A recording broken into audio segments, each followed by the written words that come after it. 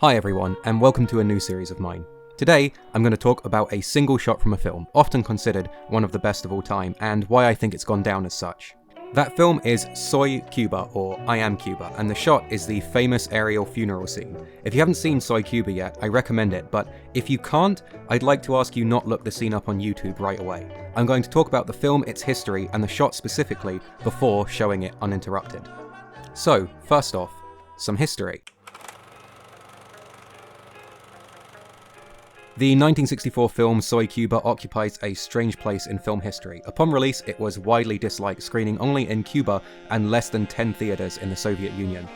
After that cold response, it was practically buried for almost 30 years. It was shown less than a dozen times at festivals and events appreciating the career of its director, Mikhail Kalatozov, who himself died 10 years after finishing it. The film may have disappeared from popular consciousness altogether had Martin Scorsese and Francis Ford Coppola not fallen in love with it and taken every measure to save it. Something else that makes the movie strange is the reason for its existence in the first place. You see, Soy Cuba was funded by the USSR and meant to be a pro-Cuban Revolution propaganda film. I say meant to be because, well, the Soviets weren't really happy with it as propaganda. The film doesn't deny the alluring nature of capitalism. In fact, in many segments the film outright revels in it. And it doesn't shy away from portraying the opposition as human beings with families. They felt the film wasn't extreme enough, and in many ways were frustrated the director made something more akin to an art film than straight up propaganda. Something often overlooked is the fact that for propaganda to be effective, it must attempt to be both technically and emotionally coherent. Very often, this necessitates a genuine belief in the message, which manifests as effective filmmaking.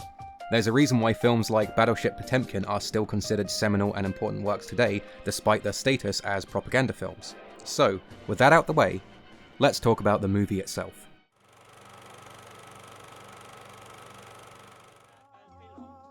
Soy Cuba is a portrait of pre-revolution Cuba, a series of short stories focusing on different characters of varying backgrounds. While they connect in small ways, the characters are linked more through their systemic oppression than anything else. The now famous segment of the film I'd like to focus on is the funeral of a young revolutionary, Enrique. ¿Cómo? Enrique. And the procession that spills out into the streets as the camera floats overhead in one of cinema's most well-known long takes. Let's unravel it. First off, I'd like to talk a little about the technical mastery of the shot. This was all filmed without Steadicam, so in order to get this much movement, the operator had to attach the camera to a vest. On the back of the operator's own vest were a number of hooks to which an apparent assembly line of technicians would attach and detach it to a series of pulleys that crossed the street and eventually ascended to the rooftops. Let's imagine this image for a minute. Okay, moving on. Cinematographer Sergei Urasevsky is no stranger to the long take. In fact, Soy Cuba features a number of them that in any other film would be the standout shot of the picture. A lot of the time, his long takes are for the purpose of energizing. They're fun and exuberant, and they call attention to themselves. The camera is an extension of the setting's energy in that sense. Here, however, the camera is invisible. For a while anyway. The compositional forethought here is careful and wonderful. The shot begins with a close-up of a girl Enrique knew personally, albeit briefly. This grounds the viewer in the idea that Enrique was an individual person that people actually knew and interacted with before the camera ascends and he takes on a more symbolic meaning, but more on that later. A byproduct of shooting the sequence in that aforementioned pseudo-steadicam way is that, on a ground level, it makes the viewer feel like a bystander. You yourself are a member of the crowd, walking with your fellow mourners. Here, Urasevsky's camera doesn't so much draw attention to itself as it absorbs the viewer into it, acting as their eyes and ears on the ground. When it suddenly ascends to the rooftops and you witness the scope of the city's grief, it's all the more powerful because you had just been down there on a more personal level. The viewer begins as a peer of Enrique's on the ground before they rise up to the rooftops, see the scope of the city's grief, and learn what it really meant to be his peer in the first place. The amount of work and technical prowess in this shot is breathtaking, and it speaks volumes about how important Kalatozov felt it was to the rest of Soy Cuba. And he's right, this shot really is the beating heart of the film. Moving on, I'd like to talk a little about the context of this shot. Often, I think the meaning of a shot can speak for itself. Without knowing anything about the scene or the movie, we can tell just from the mise-en-scène that a moment is contemplative, joyous, or tense. And in many ways, the funeral scene does just that. It's a brilliant piece of filmmaking you can see in a vacuum and, even if you don't have the full picture, can infer its meaning. However, knowing exactly what's come before goes a long way to emboldening that feeling that's immediately apparent.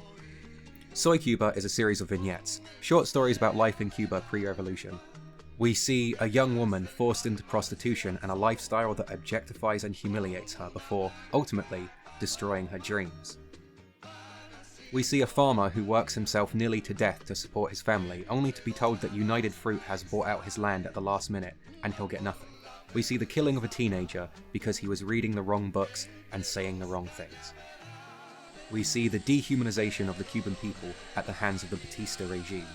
While in many ways this shot does speak for itself, having the previous build-up, seeing what Enrique died opposing, infuses it with a very specific kind of longing. The scores of people that have come to mourn Enrique don't have the same effect if you haven't seen the hardship they've endured. As a brief aside here, I think it's important to mention. It's impossible for us to know exactly how Cuban audiences felt about moments like this in the film. We know that they weren't particularly fond of the movie itself, however, the most commonly cited reasons for this are more to do with its production. There were a few complaints about the depiction of Havana, however, what most concerned people was the idea that what was being presented was a Soviet vision of Cuba, and this makes a lot of sense for a community still in the process of redefining itself. We have many years of post-revolution history now to colour and further contextualise the film, but no matter your views on the revolution itself and its aftermath, the injustices portrayed in Soy Cuba are not imagined, and they weren't committed by some boogeyman. They were real-life cruelties the Cuban people suffered through, endorsed by a tyrant who seized power during a coup and treated the Cuban people as obstacles on the way to personal wealth. While the funeral resonates an immediate meaning, its emotional punch is built up to through the cruelty and misfortune that comes before. Dramatised, yes, but in the way that only an emotionally charged story about oppression can be. And finally, I want to talk about what all that context means for the shot itself, or in another sense, what Enrique means to the movie. Let's talk subtext and the language of propaganda.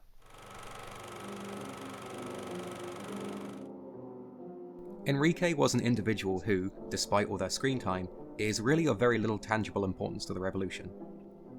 Sure, we see Enrique giving a speech to a crowd at one point and holding a dead bird, a symbolic token of the ruling class's violence, but he isn't a pivotal figure to the resistance. In fact, it's only the death of his similarly unimportant friend that galvanizes his change into a more proactive member of the movement. Up until right before the moment of his death, his defining characteristic was his capacity for empathy. Protecting a girl from rowdy sailors, refusing to kill a man who has a family, and the aforementioned bearing of the bird.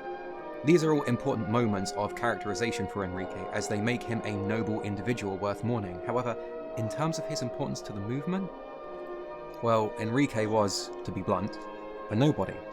And his funeral also serves, in that way, as a funeral for his similarly unimportant friend, and a funeral for anyone inspired by his brief rallying cry that will also come to share his fate. In that subtext, the procession becomes all the more moving, I think.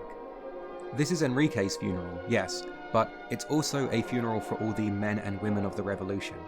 And the overwhelming support of the people to that end both makes more sense and becomes all the more inspiring.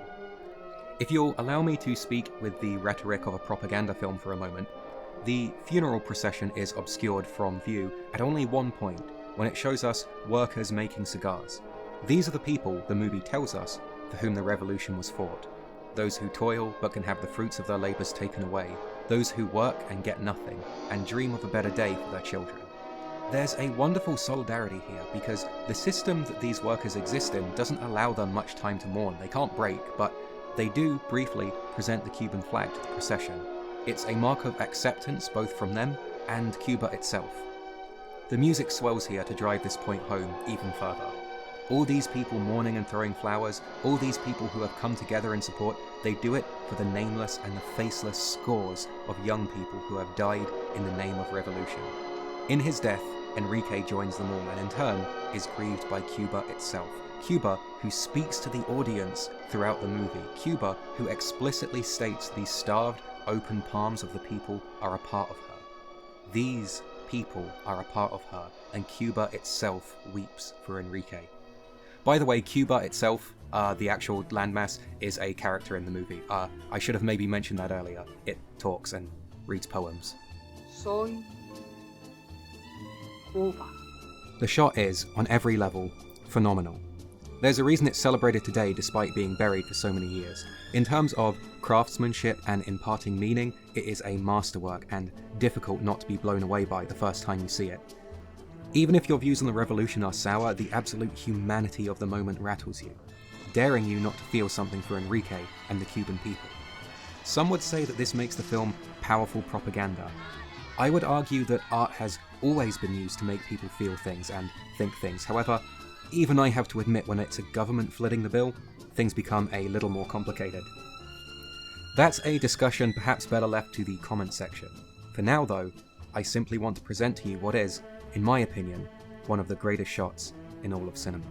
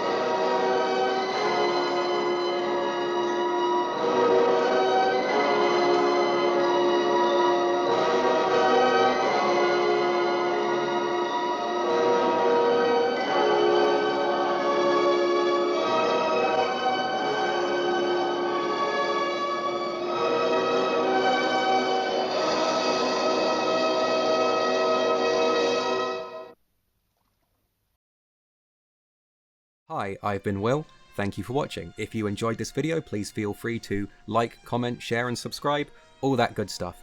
Hopefully, before this goes up, I will think of a better name for this series than Hot Shots, but I sincerely doubt it. Also, hopefully, I won't be labelled a soy boy socialist cuck for making this video, but I mean if the shoe fits. Anyway, thanks for watching, and stay tuned for more stuff.